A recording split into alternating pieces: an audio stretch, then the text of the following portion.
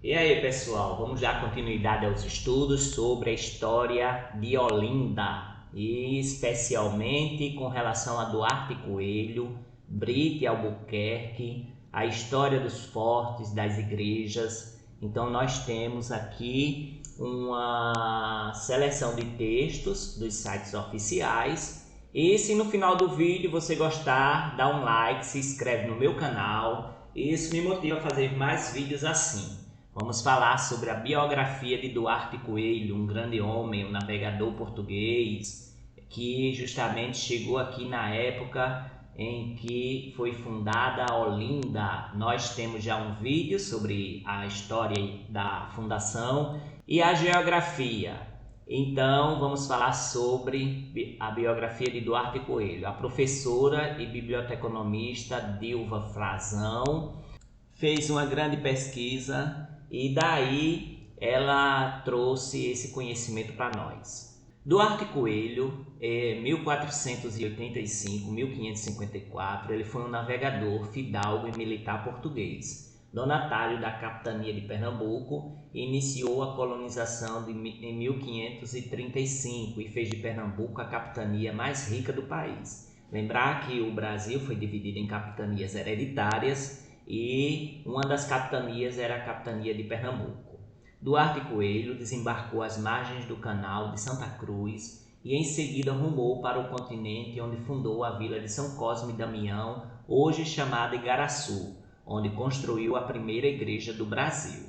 Para expandir sua conquista, navegou para o sul e no alto de uma colina, nas proximidades do rio Beberibe, fundou o povoado que deu o nome de Olinda, que logo foi elevado à categoria de vila. Lembro aqui que nós estamos lendo o texto oficial, o texto teórico, aqui não é dica de cursinho, é só leitura do texto oficial. Duarte Coelho Pereira nasceu em Miragaia, Porto, Portugal, em data não conhecida.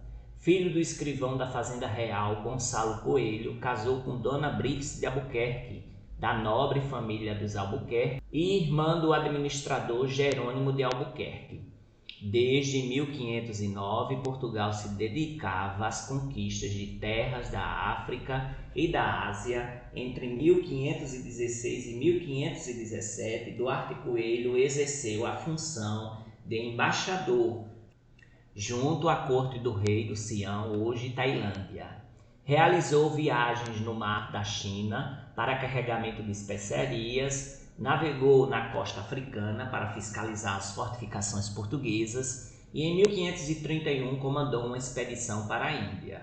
Em 1532 comandou a frota que percorreu o Oceano Atlântico, fiscalizando e combatendo os franceses que invadiam e fundavam feitorias no litoral do Brasil, pois o rei da França não reconhecia a validade do Tratado de Tordesilhas. Em 1534, o rei de Portugal, Dom João III, resolveu povoar a nova colônia, ou corria o risco de perdê-la para os invasores. A divisão do Brasil em capitanias se deu em 1534, seguindo os mesmos sistemas adotados em outras colônias.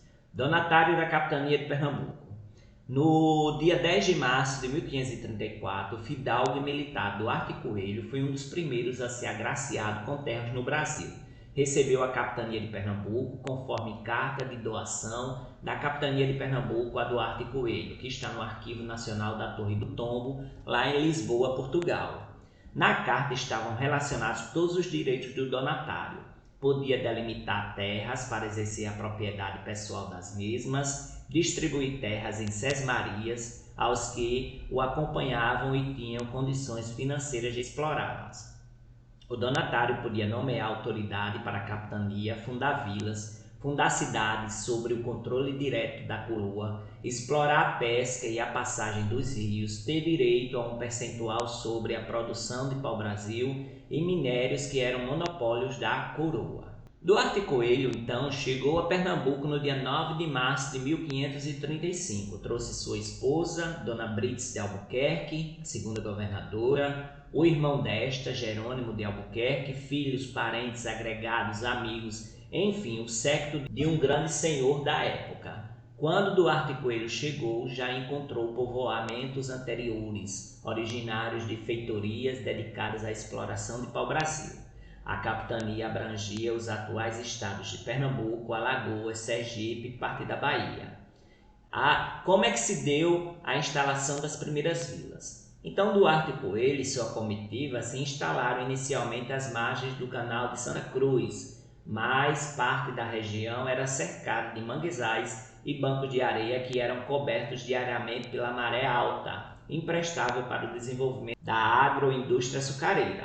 Com a ajuda de Jerônimo de Albuquerque, Duarte Coelho venceu os índios caetés que habitavam a região e em seguida subiu o rio Igaraçu até o ponto que era navegável e em 27 de setembro de 1535 fundou a vila de Santos Cosme e Damião, onde edificou a primeira igreja do Brasil. Essa é a foto da igreja de São Cosme e Damião, lá em Igaraçu, Pernambuco. A vila de São Cosme e Damião, hoje a cidade de Igaraçu, foi a primeira vila criada em sua capitania e foi confiada ao colono André Gonçalves, que reuniu seus conterrâneos e amigos e iniciou a plantação de mantimentos para depois iniciar a agricultura comercial. O primeiro engenho da capitania de Pernambuco foi fundado em Igaraçu e se chamava Engenho do Capitão, construído pelo capitão Afonso Gonçalves, a mando de Duarte Coelho, mas teve uma existência curta devido ao ataque dos índios. Para expandir sua conquista, 2 anos depois, Duarte Coelho navegou para o sul e chegou à foz do rio Beberibe e cerca de 10 quilômetros para o interior, em um morro com uma bela vista. Conquistou terra dos índios caetés e fundou um povoado que recebeu o nome de Olinda. Em 12 de março de 1537, Olinda foi elevada à categoria de vila e foi a sede da capitania de Pernambuco por quase 3 séculos, de 1537 a 1827. No alto da colina foi construída a Igreja do Salvador, onde hoje se situa a sede Olinda. Nessa época, o Recife era uma povoação de pescadores com armazéns de açúcar e de seu porto saíam todas as mercadorias que eram levadas para Portugal. Durante mais de 10 anos, Duarte Coelho teve dificuldade de consolidar o domínio da terra, pois a região era dominada pelos índios caetés. Depois do casamento de seu cunhado Jerônimo de Albuquerque com a índia Tabajara, Muirá-Ubi, o donatário recebeu o apoio dos índios tabajaras, inimigo dos caetés. Ao lado da luta contra os índios, teve que enfrentar também os franceses, os exploradores de pau-brasil e os degredados que não obedeciam às suas ordens. O grande objetivo de Duarte Coelho era o de extrair alguma riqueza da terra. A exploração do pau-brasil, cujo comércio era monopólio da coroa, não constituía grande fonte de renda para o engrandecimento da capitania. E aí foi que aconteceu a produção de açúcar. Em uma carta ao rei, Duarte Coelho chama a atenção para a plantação de cana-de-açúcar, oriunda do Mediterrâneo, que estava sendo cultivada na capitania de São Vicente, e também do algodão natural da região. A capitania de São Vicente é onde hoje é chamado Rio de Janeiro. Bem conceituado, o donatário consegue créditos para implantar engenhos em sua capitania. Em 1542, Jerônimo de Albuquerque construiu na várzea do rio Beberibe o primeiro engenho de Olinda, o de Nossa Senhora da Ajuda. Com a dificuldade de mão de obra local, os índios não eram suficientes. Duarte Coelho solicita à coroa uma autorização para importar escravos africanos, uma vez que já era hábito o tráfico de escravos na Península Ibérica. A expansão dos canaviais e a produção do açúcar nos engenhos serviu à atração para comerciantes e militares que pretendiam enriquecer. Vieram judeus, italianos, alemães e holandeses, e em 1550 a capitania já possuía 5 engenhos produzindo açúcar. Em 1541, Duarte Coelho foi a Portugal buscar financiamento para seus empreendimentos, e em 1553 levou seus filhos Duarte e Jorge para estudarem no reino. Sua esposa, Dona Brits, assumiu o governo com a ajuda de Jerônimo de Albuquerque. Olinda prosperou, ganhou fama e em 24 de novembro de 1550, quando foi criado um governo geral no Brasil, com sede em Salvador, Pernambuco ficou de fora da jurisdição do governador Tomé de Souza, pois Duarte Coelho não permitia interferência em sua administração. Duarte Coelho faleceu em Portugal no dia 7 de agosto de 1554. A administração da capitania permaneceu sob a administração de Dona Brits e de Jerônimo, até a maioridade dos filhos de Duarte Coelho. Antes de falecer, Duarte Coelho legou a seu filho mais velho, Duarte Coelho de Albuquerque, uma capitania próspera que fazia sombra à da Bahia, sede do governador-geral do Brasil. Então, esse é o texto da professora Dilva Frazão. Ainda sobre Duarte Coelho, mais informações. Ele nasceu no Porto, em 1485, morreu em Lisboa em 7 de agosto de 1554. Foi um militar e administrador colonial português, foi o primeiro capitão donatário da capitania de Pernambuco e fundador de Olinda. Essa é a foto aí do lado direito do vídeo, Duarte Coelho.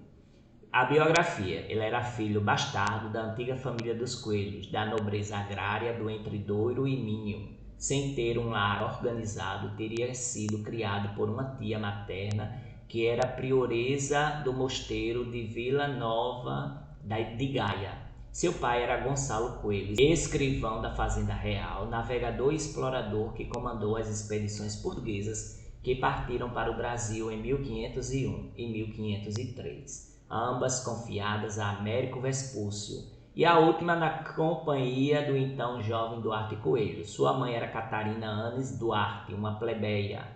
Em 1506, seguiu para a Índia na armada de Dom Fernando do Coutinho.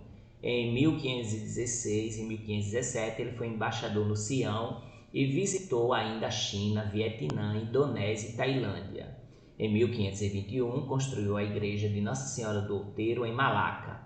Ao regressar a Portugal, em 1529, foi nomeado por Dom João III embaixador extraordinário na França. Nesse mesmo ano, ele parte com a missão de fiscalizar portos e fortificações da África e patrulhar o Mar de Açores. Em 1532, recebeu o comando da frota encarregada de afastar os franceses do litoral brasileiro e, pelos seus serviços, recebeu em 10 de março de 1534 a doação de 60 léguas de costa no Brasil, nos atuais estados de Pernambuco e Alagoas, ou seja, a capitania de Pernambuco, ou Nova Lusitânia. Então aqui nós temos algumas informações. O sucessor é Brites de Albuquerque, a sua esposa, não tem antecessor, foi de 1534 a 1554, ele nasceu em 1485 na cidade de Porto, no Reino de Portugal. E a morte foi em 7 de agosto de 1554, com 69 anos, lá em Lisboa. Então, esse é o brasão de Duarte Coelho, certo? O brasão real. Então, nós vemos muita influência aqui que está na bandeira de Olinda. Tem o leão, tem o castelo real, tem a cruz. Então, tudo isso faz parte também da bandeira de Olinda. Chegando à feitoria de Pernambuco em 9 de março de 1535, vinha acompanhado da mulher Brites de Albuquerque, do cunhado Jerônimo de Albuquerque e alentada parentela, além de famílias do norte de Portugal. Vinham tentar a sorte no desenvolvimento da agroindústria canavieira. A história diz que desembarcou às margens do canal de Santa Cruz, onde havia um núcleo de povoamento no Porto dos Marcos. Avançou até a foz do rio Igaraçu, onde fundou a povoação do mesmo nome e travou lutas com os índios. Construiu a igreja dos Santos Cosme e Damião, a primeira do Brasil, dando a administração da povoação a Afonso Gonçalves e seguiu para o sul. Com a ajuda de Vasco Fernandes de Lucena, que ali vivia com os Tabajaras, em 1537, elevou a categoria de vila à povoação de Olinda, que havia surgido em 1535, no local da aldeia indígena de Marim dos Caetés, porque ali era o local dos índios caetés, né? A região desses índios. A beleza do local era grande, sobretudo do alto, com ampla visão do oceano. Diz a lenda que o donatário teria exclamado: "Ó linda situação para fundar uma vila", e a povoação foi elevada à vila, recebendo este nome aos 12 de março de 1537. Porém, tem outras versões, de que se refere a cidades de Portugal, né, de Douro Minho, e também uma personagem das novelas de cavalaria. A tribo Marim dos Caetés era a mais belicosa da região, por este motivo Duarte Coelho se aliou a eles. Escravizou no seu lugar as tribos da região de Sergipe, conseguiu consolidar a capitania, cultivando cana-de-açúcar instalando os primeiros engenhos de açúcar, tabaco e algodão. Muitas foram as lutas entre os índios Duarte Coelho e os colonos. Após a união de seu cunhado Jerônimo de Albuquerque com a filha do cacique Arco Verde e dos Tabajaras, batizada de Maria do Espírito Santo Arco Verde, os índios se aquietaram. Conseguida a paz, restou a preocupação com os franceses, o que levou Duarte Coelho a enviar embarcações ao longo da costa e dar início ao desbravamento do Rio São Francisco. Coube-lhe a implantação de forma sistemática das bases da indústria do açúcar. Para isso, trazia novas técnicas de fabrico do produto, pois o acompanhavam mestres especializados da Ilha da Madeira e, sobretudo, garantir capital judeu e protestante neerlandês, oriundo do tráfico de escravos, para o financiamento do empreendimento. Bom organizador, procurou fixar os colonos criando engenhos, importando negros da Guiné, dominando as tribos rebeldes e protegendo as amigas. Sob a sua orientação, Pernambuco prosperou economicamente com base em famílias burguesas e da pequena nobreza no norte de Portugal.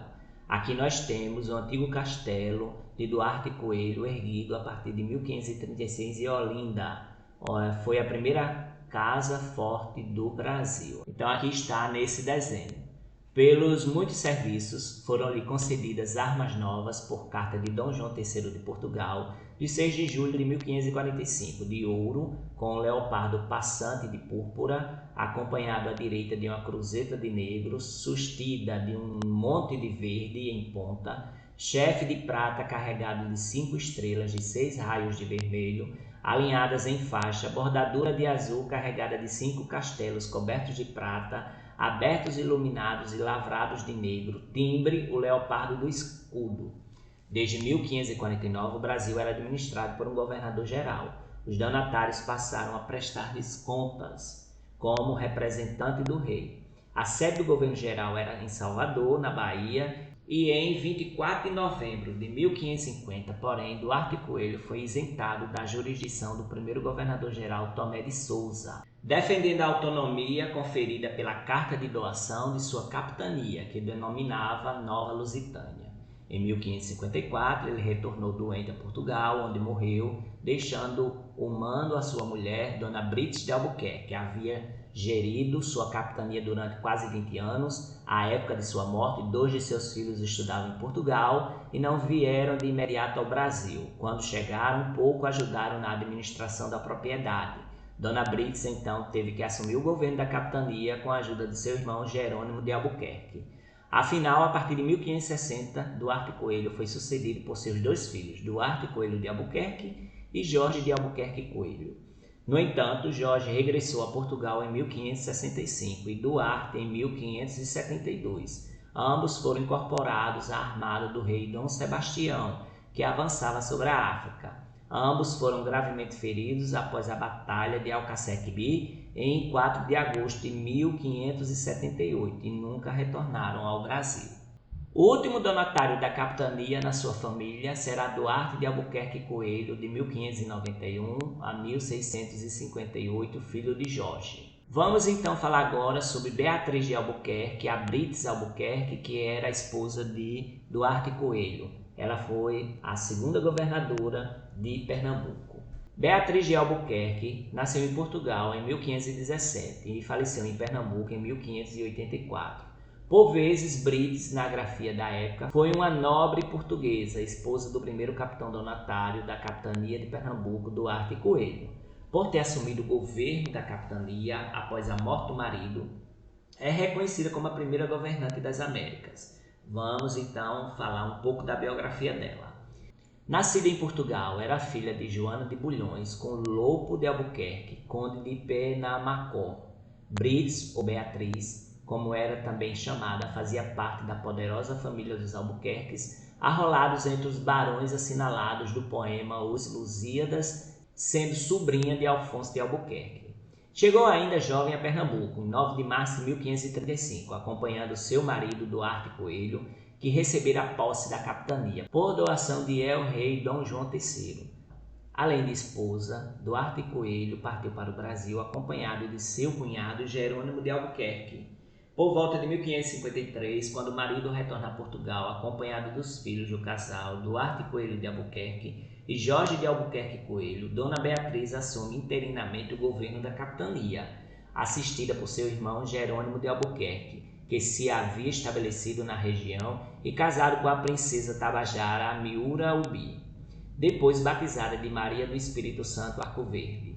Jerônimo ficaria conhecido como Adão Pernambucano por ter deixado vastíssima descendência por todo o Brasil. Eita, Jerônimo danado!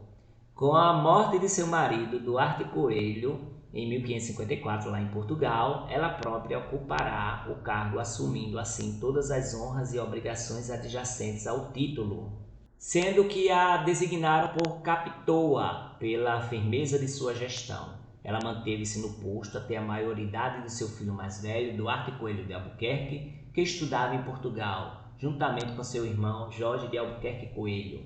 Quando ambos chegaram ao Brasil, em 1560, Duarte assume o governo de Pernambuco, mas tão somente até 1572, data em que terá sido chamado de regresso a Portugal. Duarte e Jorge são incorporados a armados do rei Dom Sebastião, que avançava sobre a África. Ambos são gravemente feridos após a Batalha de Alcacequibir, em 4 de agosto de 1578, e nunca mais retornaram ao Brasil. Assim, uma vez mais, Dona Beatriz ficará no comando das terras pernambucanas, exercendo essa função até o fim de sua vida. Dona Beatriz é considerada pelos especialistas como uma das mais ilustres brasileiras, sendo que durante seu governo manteve a ordem e a paz da capitania de Pernambuco, combatendo as insurreições indígenas, legislando e controlando os assuntos dos colonos e construindo e urbanizando núcleos como Olinda, onde faleceu provavelmente entre junho e outubro de 1584. Então, o antecessor de Brits de Albuquerque é Duarte Coelho, seu marido. O sucessor é Duarte Coelho de Albuquerque, o seu filho. O nascimento foi em 1517, lá no Reino de Portugal, e a morte foi em 1584, aqui na capitania de Pernambuco, no Brasil Colônia. Os progenitores, a mãe é Joana de Bulhões, o pai é Lopo de Albuquerque. Isso é uma publicação do advogado Ramos André. Ó linda capital da minha nova Lusitânia, teria exclamado Duarte Coelho ao deparar-se com a colina debruçada sobre o Atlântico, que noutra latitude banha o seu Portugal. Ao assumir a sua capitania em Évora, em 1534, Duarte Coelho preparou uma frota de 5 navios abarrotados do necessário ao sucesso de sua empreitada, homens, utensílios, sementes, etc., para estabelecer o seu reino, a nova Lusitânia. Ao chegar às terras brasílicas, em 9 de março de 1535, aporta nos Marcos Itapissuma e desenvolve a feitoria já existente. Ele funda Igaraçu, constrói a primeira igreja de Pernambuco e marcha em demanda da terra dos seus sonhos, que viu realizados ao deparar-se com o Outeiro e a colina dos Caetés, onde se estabeleceu.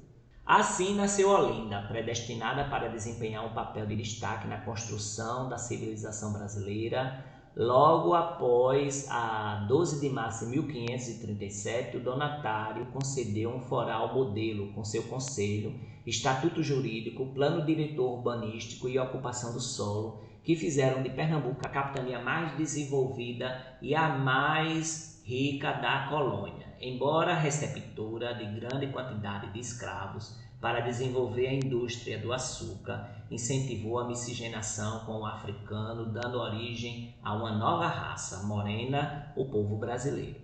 Olinda foi capital do Brasil quando da ocupação de Salvador pelos holandeses, que se vingaram e a destruíram em 1630. Ela foi restaurada, se uniu ao Recife para combater o intruso. Brancos e negros, índios, portugueses e africanos juntaram-se na restauração pernambucana, que expulsou os batavos em 1654. É na vitória desta união que desperta o sentimento da nação brasileira e nasce o exército. Mas Olinda não se curvou quando Dom João V lhe quis tirar a primazia de capital, ortogada por Dom Duarte, deflagrando a Guerra dos Mascates, que culminaria com o grito da República de Bernardo Vieira de Melo no Senado em 1710.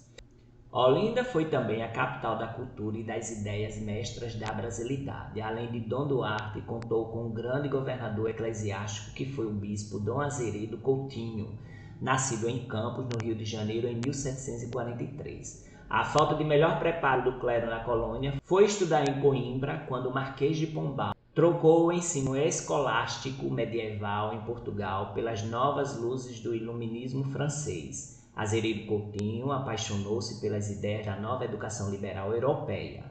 Sagrado em Lisboa, veio exercer o seu pastorado como bispo de Olinda, onde chegou em 1799. Atento à maior necessidade do seu clero, fundou o Seminário de Olinda em 16 de fevereiro de 1800 e trouxe docentes do exterior. Foi considerado o melhor estabelecimento de educação do Brasil, chamado de Nova Coimbra. Dom Coutinho deu grande assistência à sua diocese, organizando um grande número de paróquias, fundou o recolhimento de Nossa Senhora da Glória para moças e defendeu a autonomia da Igreja brasileira, à semelhança do que já acontecia com o catolicismo jansenista galicano. E os novos ventos emancipacionistas começaram a dar sinais do fim da colonização portuguesa no Brasil. Em Olinda, com o seminário, tornou-se um grande centro de reflexão e ninho de patriotas conspiradores. De lá saiu a Marcha para a Independência em 1817, com a chamada Revolução dos Padres ou dos Maçons, provocada pelo aumento de imposto de D. João VI para iluminar o Rio de Janeiro. De seu fracasso resultou a Confederação de 1824, que teve como mártir Frei Caneca. Olinda, Recife e Pernambuco sofreram o preço de seu destaque e ousadias, merecendo o cognome de Leão do Norte. Isso foi do site Diário de Pernambuco em relação à história de Marim dos Caetés, a Nova Coimbra. Em relação aos palácios, nós temos aí o Palácio dos Governadores, que está lá no Varadouro, Rua São Bento, certo? É onde está a Prefeitura de Olinda. O antigo Paço dos Governadores Gerais do Brasil foi construído no século XVII, após a restauração pernambucana, de onde o país foi 3 vezes governado. Em 1824, recebeu a Assembleia Constituinte e Legislativa da Confederação do Equador. Foi modificado e ampliado no final do século XIX, recebendo uma feição neoclássica em sua fachada. Apresenta assoalho em IP, escadaria original em cedro e o piso em mosaico. Atualmente é a sede da Prefeitura de Olinda. Isso também está no site da Prefeitura de Olinda. Essa aqui é uma foto antiga do Palácio dos Governadores, atual Prefeitura de Olinda, provavelmente da década de 20. Construído nos anos de 1660, no século XVII, o Paço dos Governadores Gerais do Brasil. Este imponente e majestoso edifício de arquitetura palaciana neoclássica tem grandioso simbolismo tanto para a história pernambucana quanto a do Brasil, pois do alto imponente colina assentava-se os antigos governadores da capitania, que daqui governavam a Paraíba, Rio Grande do Norte, Ceará e Alagoas também, assim como parte da Bahia. Todos estes parte do grande território de Pernambuco sob a jurisdição de Olinda. Chama-se este edifício Paço dos Governadores, herança saudosa das 3 vezes em que o Brasil foi governado a partir de Pernambuco, por vice-governadores sediados nessa edificação, cuja imponência não se fora com a perda da alcunha de capital para o Recife, cidade antes parte de Olinda, o seu porto. Durante o século XIX, instalou-se o antigo Paço, a Assembleia Constituinte e Legislativa da Confederação do Equador, movimento que sacudira a política pernambucana na defesa dos interesses pernambucanos em épocas do Brasil como Reino Unido, a Portugal e Algarves. Abrigou em 1852 os cursos jurídicos que haviam sido criados no Mosteiro de São Bento em 1827. O velho palácio também sediou o Teatro Melpomene. Também funcionou como fórum e logo depois como Colégio Arquidiocesano de Olinda. Apenas nos primeiros anos do século XX é que o Paço seria novamente utilizado para sediar um poder executivo, desta vez o da administração municipal da cidade de Olinda. Essa informação está na página facebook.com Olinda de Antigamente Fotos. Vamos falar sobre as igrejas de Olinda. Existe a igreja de Nossa Senhora do Amparo. Ela está no bairro do Amparo, ou do Amparo sem número. a visitação no horário da missa, domingo às 10 horas. Situada no Largo do Amparo, a Igreja de Nossa Senhora do Amparo foi construída em 1613 pela Irmandade de Nossa Senhora do Amparo dos Homens Pardos. Menos de 2 décadas depois de construída, a igreja foi destruída parcialmente por um incêndio causado pelos holandeses em 1631. Em 1644, a igreja foi reedificada. A construção, por outro lado, difere das outras igrejas de Olinda, uma vez que possui mais altares laterais. Nos altares da Igreja de Nossa Senhora do Amparo, por sua vez, destacam-se as belas talhas douradas, de grande valor cultural. As imagens barrocas presentes no templo enaltecem a arte sacra.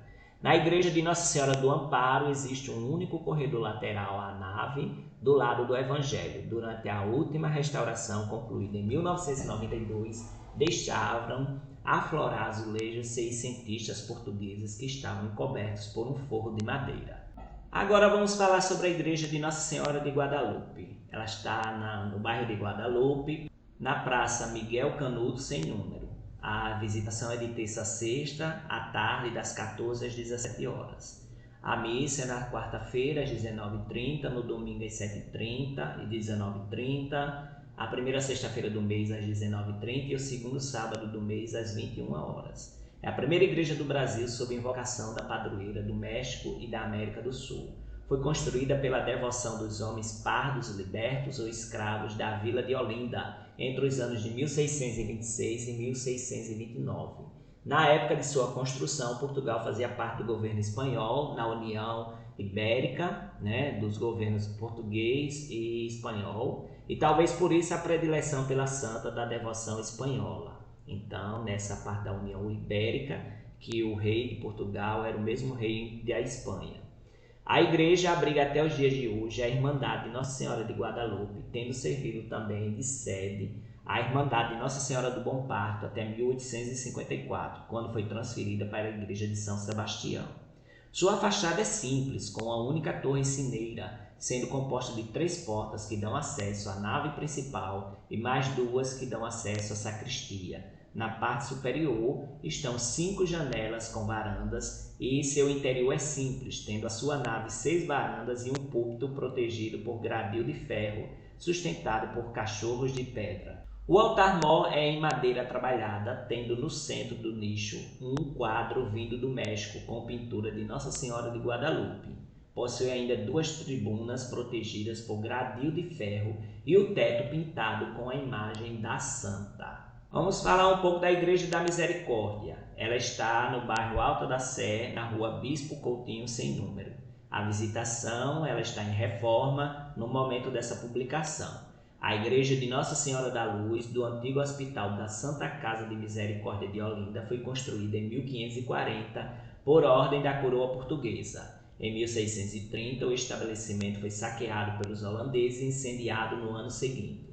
Depois da saída dos flamengos, em 1654, a igreja foi reconstruída com a feição do barroco, com reminiscência da Renascença portuguesa. A Igreja da Misericórdia possui um átrio com muros de arrimo e escadaria de acesso assimétrico.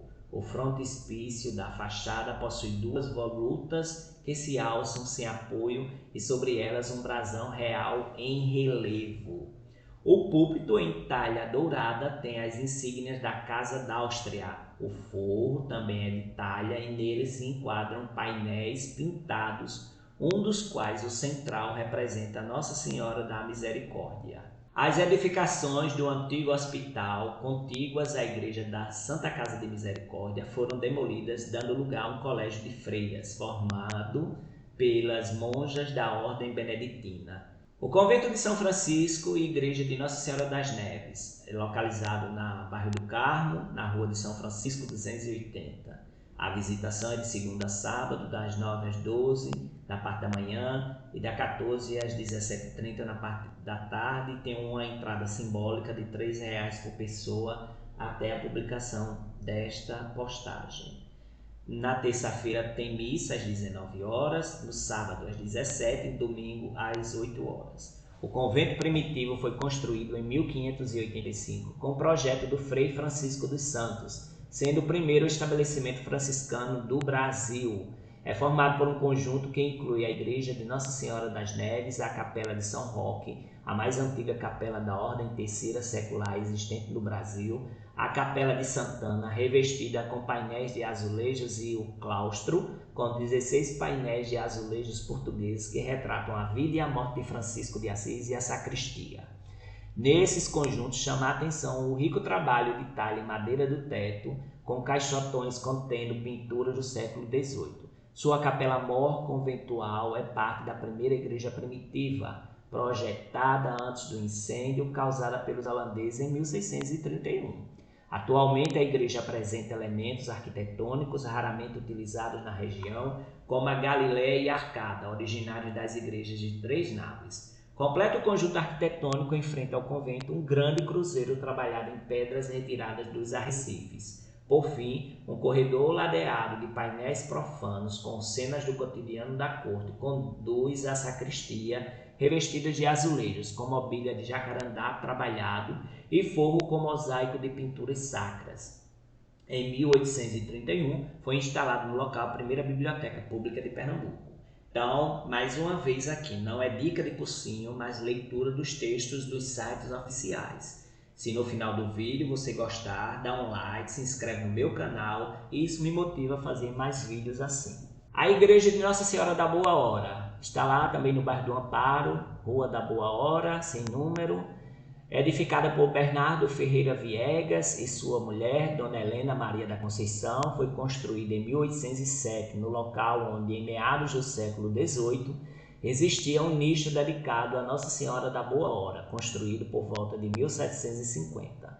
Sua fachada é simples, composta por uma porta na parte inferior e 2 portas-janelas ladeando um óculo na parte superior. O frontispício, em volutas, é encimado por uma cruz de alvenaria, possuindo uma sineira com janela em arco pleno.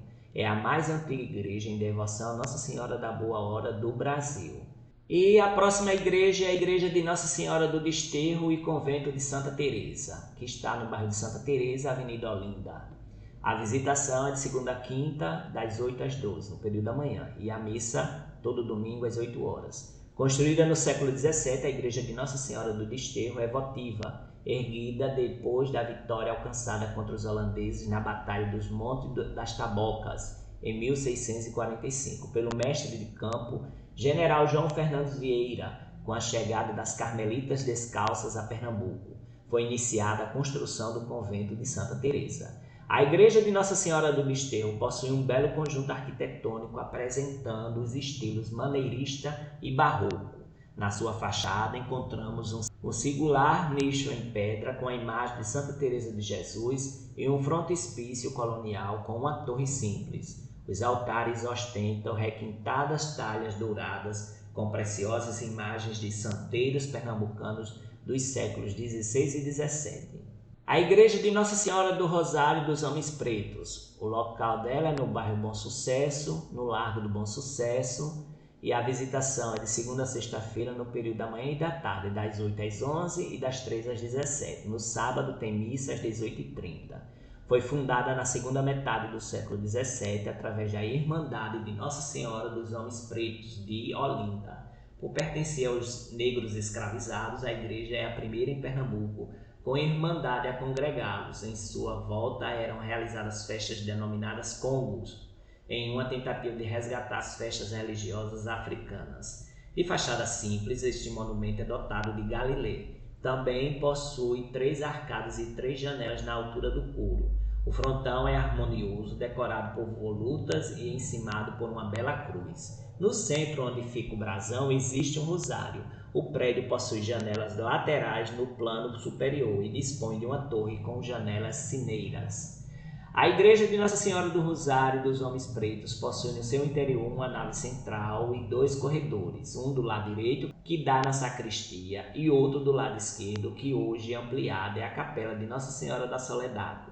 Em escavações recentes foram descobertos 2 altares laterais, o mesmo ocorrendo no lado direito, onde foi encontrado um nicho do século XVII.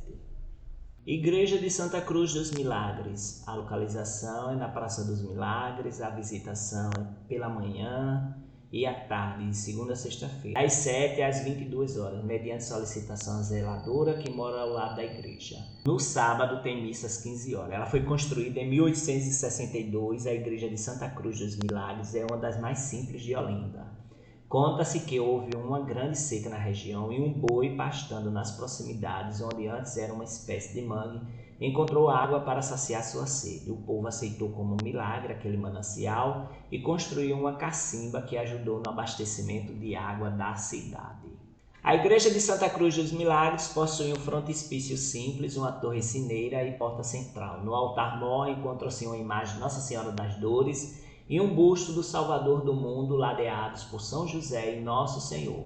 Existem ainda 2 altares laterais com a imagem de Nossa Senhora dos Milagres e de vários outros santos. A cacimba continua vertendo água até hoje. Igreja de São João Batista dos Militares. A localização do bairro do Amparo, Avenida da Saudade. A visitação, mediante consulta ao zelador na casa vizinha, não é utilizada para cultos religiosos. A igreja de São João Batista dos Militares foi construída na segunda metade do século XVI. Segundo registros, o prédio abrigou em 1592 os beneditinos quando chegaram a Pernambuco. Por estar situada fora das portas da cidade e por ter servido de quartel aos invasores, conta-se que a igreja escapou do incêndio provocado pelos holandeses em 1631. É o único templo construído sobre a invocação de São João em Pernambuco. Seu interior é simples, como eram as igrejas coloniais. A igreja é composta de uma nave única, coro, a capela-mor, onde deveria encontrar-se a imagem original de São João Batista, retirado e guardado em outro local. Apresenta um frontispício sóbrio, lembrando a Sé, com uma só torre e um brasão acima da porta central. A igreja de São José dos Pescadores, ou Ribamar, está no Largo do Carmo, no bairro do Carmo, Largo do Carmo, Rua do Sol. Todos os dias tem visitação das 9 às 11, só no período da manhã. A missa acontece terça-feira às 9 e no sábado às 19h30. Construída por pescadores da localidade no início do século XX. A igreja de São José dos Pescadores primitivamente se constituía uma ermida, passando a capela em 1901. Ano em que se deu sua construção. Sua fachada possui uma única porta central e 2 pequenas sineiras, além de uma estrela do mar no frontão. Em suas laterais estão 2 portas de cada lado. O seu interior tem nave única e seu altar possui alguns santos. A igreja de São Pedro Apóstolo está no Largo do Carmo, Praça Conselheiro João Alfredo, e a visitação é toda quinta-feira das 9 às 12, só pela manhã. As missas em horários variados nos domingos, quartas, quintas, sextas e sábados. A construção da igreja de São Pedro Apóstolo foi posterior à restauração pernambucana na segunda metade do século XVIII. Contudo, a instalação de sua irmandade na cidade de Olinda é anterior à construção de sua igreja, datando de 1711. Inicialmente, a Irmandade de São Pedro Apóstolo se instalou na matriz de São Pedro Mártir, na Ribeira, passando depois para a igreja São Pedro Apóstolo, quando outro templo ruiu no começo do século. Sua fachada é composta por uma porta que é alcançada por uma pequena escadaria e por 2 janelas na parte superior, ladeando um brasão simbolizando São Pedro. A igreja de São Pedro Apóstolo tem torre única, seu interior é simples, tendo também nave única, 2 altares laterais com nicho e imagem de Nossa Senhora da Conceição e Cristo crucificado. No nicho do altar-mor existe uma imagem do Cristo com cálice no altar da escadaria, protegido por anjos da guarda. Igreja de São Sebastião está no Varadouro, na rua 15 de novembro. A visitação é só aos sábados à tarde, das 15 às 18. E no sábado tem missa às 17 horas. A igreja de São Sebastião foi construída no ano de 1686 em louvor a São Sebastião pelas graças alcançadas durante a epidemia de cólera que atingiu várias cidades brasileiras, entre elas Olinda. Sua fachada é composta por uma única porta e 2 janelas com gradil de ferro na parte superior. O prédio possui uma única torre sineira, seu interior é simples e o seu altar principal ostenta a esplendorosa imagem do padroeiro, trazida de Portugal no século XVIII. O estilo de construção atual conserva traços do estilo rococó, barroco rococó, como uma só torre de paredes grossas, onde se encontram vários jazigos de famílias tradicionais de Olinda. As pessoas eram enterradas nas paredes das igrejas. Igreja do Bom Jesus do Bonfim, a Travessa do Bonfim, no Largo do Carmo. A visitação é segunda-feira, da parte da tarde, de 15 às 18, na terça-feira pela manhã e à tarde, e no domingo somente pela manhã. As missas ocorrem toda segunda-feira às 16 horas, na terça-feira pela parte da manhã e à tarde, e no domingo só pela tarde. Construída no século XVIII, no ano de 1758, o templo foi levantado por um morador no local onde anteriormente havia um nicho dedicado ao Senhor Bom Jesus do Bonfim. Foi reedificado em 1801 e 1919 e modificado em 1934. Apresenta como destaque no seu interior inúmeras imagens sacras e o altar-mor. É uma das igrejas do Brasil a possuir uma imagem de Bom Jesus do Bonfim. A Igreja do Carmo está no Largo do Carmo, Praça do Carmo. A visitação é só terça e sábado, da parte da manhã, das 9 horas até as 17 horas, nesse período da tarde. Foi construída em 1580 como capela de Santo Antônio e São Gonçalo. Com a chegada das Carmelitas em 1581, iniciou-se a construção das novas instalações, as mais antigas da Ordem dos Carmelitas das Américas. Possuía o maior sino da cidade, que em 1630 foi retirado e transformado em armamento pelas tropas holandesas. Nesta época, os flamengos obrigaram os frades a abandonarem a igreja e o convento, que já estava em fase de conclusão.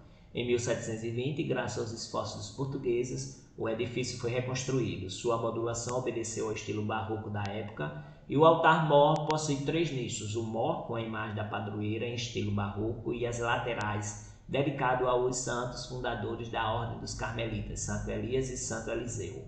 Além das belas cadeiras usadas pelo coral, existem vários quadros a óleo sobre madeira pintados pelos frades, que representam uma boa mostra dos trabalhos feitos pelos religiosos da época. Na frente da Igreja do Carmo pode-se ver o terceiro cruzeiro existente na primeira capital brasileira da cultura. O monumento passou por uma restauração completa e foi reaberto no dia 4 de agosto de 2012. A Igreja de São Salvador do Mundo, Igreja da Sé, está no Alto da Sé e a visitação todos os dias das 9 às 17 horas. Inicialmente, uma pequena capela de taipa erguida pelo donatário de Pernambuco, Duarte Coelho, que via no alto da colina uma possibilidade de proteção contra os inimigos. Foi levantada sob a invocação de Nosso Senhor Salvador do Mundo. E em 1548, deu-se início à construção da nova Igreja Matriz, sofrendo em 1584 sua primeira reforma. Durante a invasão holandesa, serviu como templo calvinista e sua estrutura sofreu bastante com incêndio ateado pelo invasor. Foi reconstruída na restauração pernambucana em 1669, em estilo gótico, e em 1676 é elevada à categoria de catedral, já que Olinda, nesse período, passava de vila para cidade. O prédio passou por várias reformas: neogótica em 1911, eclética em 1939 e em 1983 foi concluída a mais recente restauração. Sua atual fachada, em estilo colonial maneirista, possui 3 portas em madeira ladeadas por colunas jônicas, formando com seu frontispício e suas torres um belo conjunto arquitetônico. A segunda torre foi construída em 1713, condição para elevá-la ao status de catedral. No seu interior, 2 ricas capelas laterais em estilo barroco com entalhe e douramento, muito rica em arquitetura e trabalhos artísticos, e possui grandes colunas em pedra. O forro do teto é em madeira baulada, alto e imponente, além de existirem belos quadros pintados a óleo, talhas em madeira e pedras, imóveis e jacarandá. No local encontra-se o túmulo do arcebispo emérito de Recife e Olinda, Dom Helder Câmara. Igreja e Convento de Nossa Senhora da Conceição. Ela está lá no Largo do Carmo, na rua Bispo Coutinho, no Largo da Misericórdia. É a visitação, não tem a indicação, mas tem missa todos os dias a partir das 8 horas da manhã. Construído no século XVI, o prédio é um dos recolhimentos de freiras mais antigos do Brasil e o primeiro sob devoção de Nossa Senhora da Conceição. Em 1631 foi saqueado e incendiado pelos holandeses. Após a restauração pernambucana, foi reconstruído por João Fernandes Vieira, passando a funcionar como casa religiosa de recolhimento para mulheres abandonadas. A fachada é composta de belo átrio com 3 arcadas de entrada. O frontispício é decorado por volutas, combinando com uma cruz ladeada por obeliscos. Merecem especiais destaque a imagem de Nossa Senhora da Conceição, com riquíssima pintura em ouro e policromia. O teto da igreja possui importantes medalhões e pinturas da Virgem Maria, entre as quais a célebre visão de Nossa Senhora do Leite. Na sacristia encontra-se um lavabo de pedra portuguesa decorado com golfinhos, sendo uma autêntica relíquia. Atualmente é recolhimento das irmãs da Ordem de Paula Francinetti. A igreja e mosteiro de Nossa Senhora do Monte, localizada na Praça de Nossa Senhora do Monte, todos os dias tem visitação das 9 às 11 e das 14 às 17. As missas de segunda a sábado, de manhã às 6h30 e no domingo às 7h30. Foi construída originalmente por ordem de Duarte Coelho em 1535. A igreja de Nossa Senhora do Monte é a mais antiga edificação religiosa de Olinda. O interior é rústico, composto apenas de um simples altar-mor imitando um monte feito em madeira com a imagem de Nossa Senhora no topo. Foi a primeira igreja de Olinda a ser dedicada a Nossa Senhora. Até hoje conserva seu estilo seiscentista de origem, com fachada simples, mais elegante, com uma torre baixa de janelas pequenas e toda contornada por um muro baixo, como uma fortaleza. Acredita-se que essa igreja escapou do incêndio causado pelos holandeses por ser muito distante do centro da vila. No século XVI foi doada aos beneditinos, funcionando o mosteiro de São Bento. Atualmente funciona o mosteiro das monjas beneditinas. O mosteiro de São Bento. O mosteiro de São Bento é lá no bairro do Varadouro, na rua de São Bento. A visitação é todos os dias das 9 às 11 e das 14 às 17. As missas ocorrem todos os dias às 6h30 e no domingo tem um canto gregoriano muito bonito às 10 horas da manhã. Construído a partir de 1586, o Mosteiro de São Bento de Olinda é a segunda instalação beneditina em terras brasileiras. Foi destruído pelos holandeses, reconstruído a partir de 1654 e concluído em 1759, recebendo o estilo barroco. Abrigou durante 24 anos a primeira escola de direito do Brasil, fundada em 11 de agosto de 1811. O prédio apresenta frontão com volutas barrocas, brasão beneditino, óculo centrado entre as janelas do coro, portas almofadadas e torre sineira coroada por uma cúpula. A igreja abacial é austera e monacal, seu interior é de nave única e o forro é pintado com ornatos em motivos florais. O coro da igreja é em laje apoiado por colunas sobre bases, com púlpitos ricamente trabalhados, e o arco cruzeiro é em cantaria com colunas ladeadas por altares. A capela-mor é em estilo barroco e o seu teto pintado em motivos conventuais. O altar-mor possui retábulo de influência barroca, neoclássico e rococó, e sua madeira é revestida em ouro. No trono principal do altar encontra-se a imagem do patriarca São Bento. A sacristia conventual é a mais rica das igrejas de Olinda, com elaboradas talhas douradas, espelhos de cristais e painéis mostrando a vida penitente de São Bento. Além de um lavatório de pedra e diversos quadros a óleo, chama a atenção o Cristo crucificado em tamanho natural que se encontra no coro de costas para a capela-mor em função dos escravos que não podiam entrar na igreja. O Seminário de Olinda, a igreja de Nossa Senhora da Graça, está lá no Alto da Sé, na rua Bispo Coutinho. A visitação todos os dias, das 9 às 11 e das 14 às 17. As missas de segunda a sábado às 7 horas da manhã. Localizado no ponto mais alto de Olinda, o conjunto arquitetônico é formado pela Igreja de Nossa Senhora da Graça e pelo Seminário Diocesano instalado, onde funcionou o Real Colégio Jesuíta, e foi preservada até hoje a modulação clássica do prédio, sendo o maior e melhor testemunho da arquitetura jesuítica do século XVI no Brasil.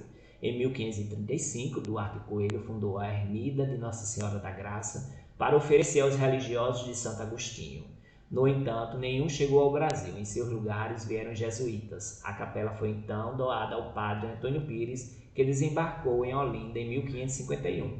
A construção, inspirada na igreja de São Roque, em Lisboa, é uma importante referência da arquitetura quintista.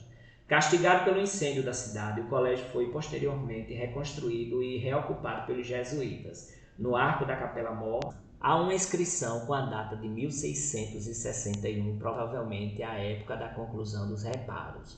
Com o banimento dos jesuítas em 1760 pelo Marquês de Pombal, o colégio foi abandonado e posteriormente doado a Mitra. Sob os cuidados do bispo Dom Azeredo Coutinho, foi transformado em seminário no princípio do século XIX.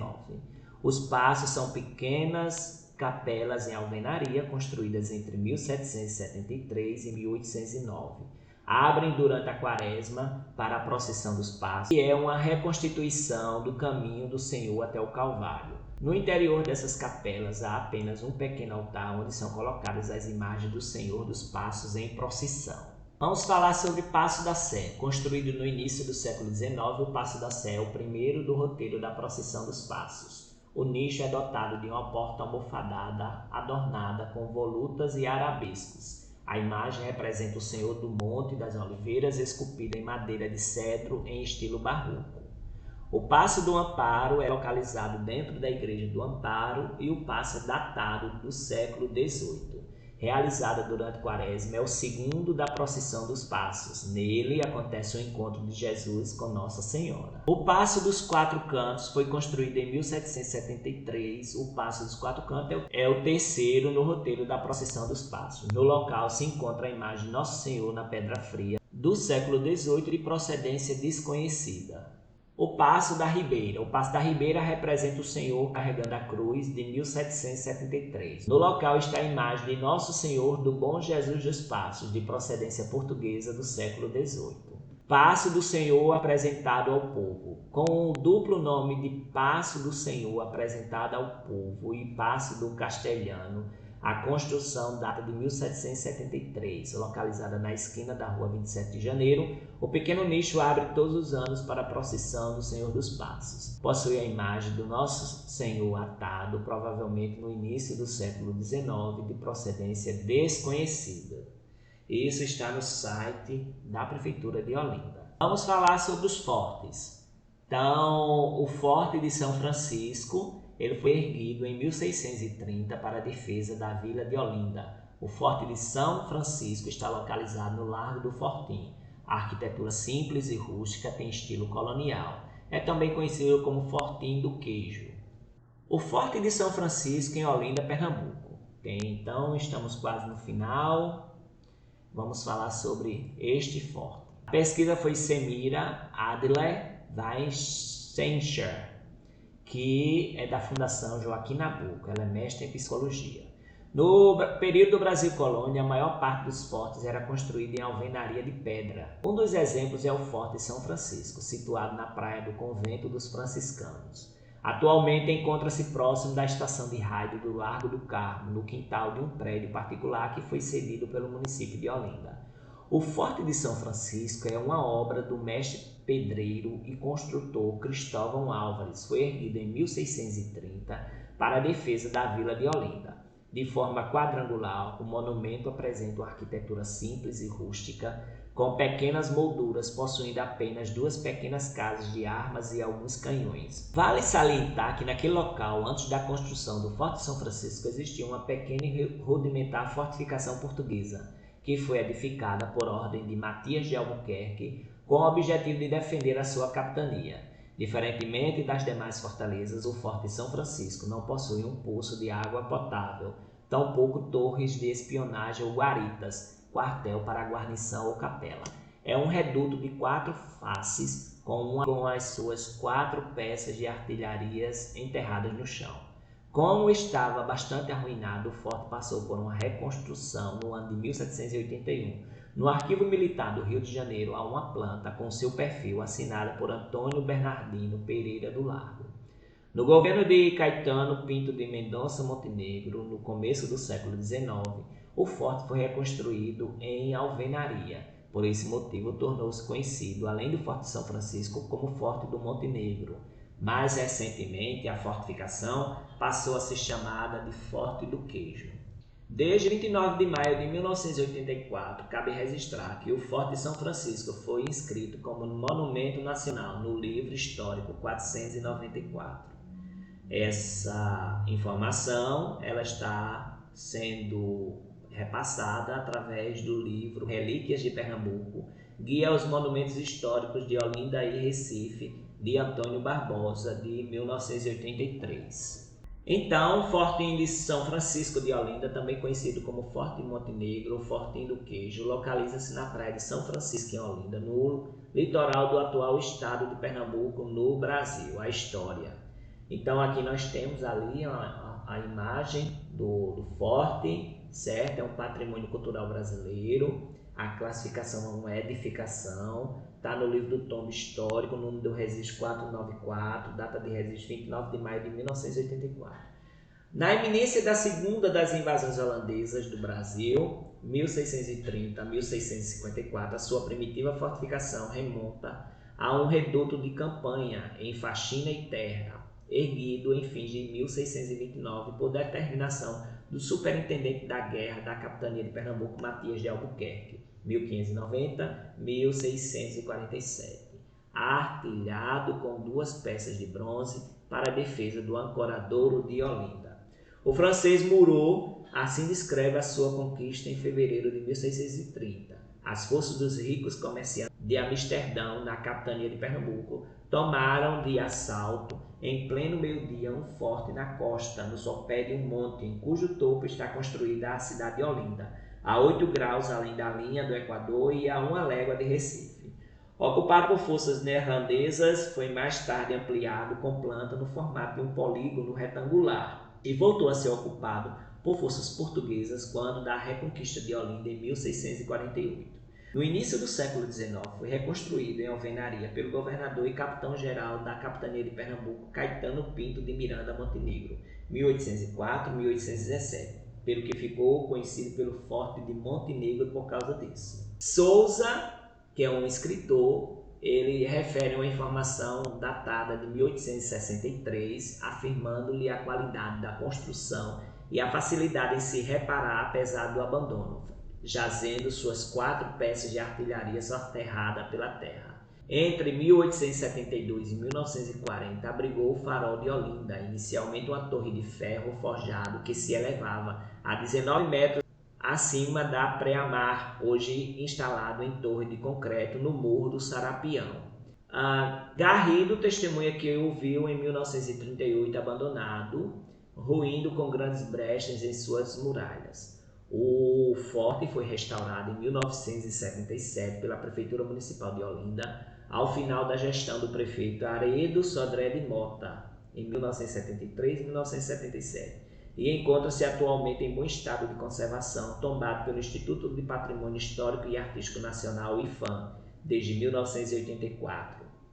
Em seu interior, acedido por uma rampa de cimento, encontra-se a Casa da Guarda. Nas suas muralhas encontram-se 2 antigos canhões sobre bases ornamentais de granito, e a estrutura pode ser visitada diariamente no Largo do Fortim, e que está à beira-mar, no bairro do Farol, aos cuidados do Exército Brasileiro. Essa é a foto do Forte do São Francisco, ou Forte do Queijo, ou Forte de Montenegro. Então, a imagem é do IFAM. O Forte de São Francisco, ou Forte do Queijo, em Olinda, foi construído pelo engenheiro Cristóvão Álvares em pedra e cal. E o nome atribuído a ele é Forte de São Francisco do Queijo, certo? Outro nome, também chamado de Forte do Queijo, está em Olinda, Pernambuco, e tem a inscrição no livro do tombo histórico em 497, 1984. A descrição é que Olinda estava na primeira metade do século XVII, fortificada por meio de uma paliçada situada ao longo do litoral da parte habitada, e assim se encontra representada em estampas da época, e no extremo sul dessa se encontrava um reduto, a guarita de João Albuquerque. No outro lado, ao pé da cerca do convento dos franciscanos, estava um pequeno forte que recebeu várias denominações da gente do lugar. Ora o chamavam de Forte do Queijo, outras vezes de São Francisco, ou ainda, de maneira costumais, de quebra-pratos, de pedra e cal. Foi construído pelo engenheiro Cristóvão Álvares. Em 1781 era uma construção arruinada. Depois desse ano foi reconstruído. No princípio do século XIX, foi restaurado pelo então governador Caetano Pinto Montenegro, tomando daí em diante o nome de Forte Montenegro. Na verdade, é mais uma bateria sem praça de armas. O quartel se encontra por detrás da cortina, hoje devidamente restaurado, é parte do conjunto turístico da cidade. Então é isso, pessoal. Se você gostou do vídeo, dá um like, se inscreve no meu canal, Coordenador Marconildo Viegas. E isso me motiva a fazer mais vídeos assim.